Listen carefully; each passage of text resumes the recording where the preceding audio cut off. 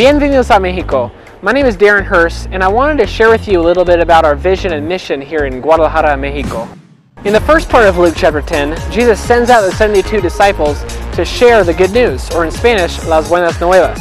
Likewise, Jesus has sent us to Mexico to preach the gospel, make disciples, and to plant a church. Simply put, the hope for Mexico is the church.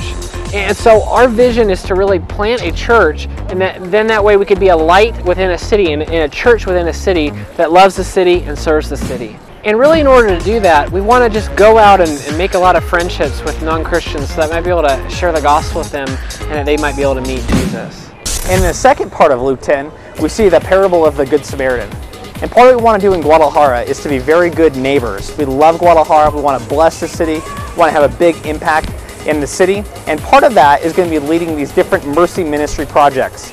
One of the things that we're doing is we're going to be entering a juvenile hall, or in Spanish, un tutelar de menores, and we're going to be able to do a Bible study once a week, teaching through the Gospel of Luke, and also playing basketball and football with the guys in the afternoon. We hope to be their big brothers and to serve as mentors in the facility.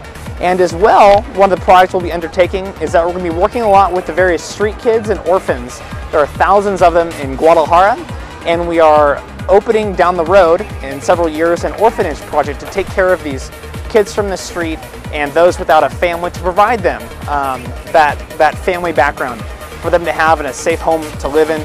We want to really bless this city. Guadalajara has 8 million people. It is the second largest city in all of Mexico and has been nicknamed the Silicon Valley of the country because of all the businesses and influence it has throughout the country. We're so excited to live and impact this city. And another thing we've lined up is we have an orphanage project as an internship.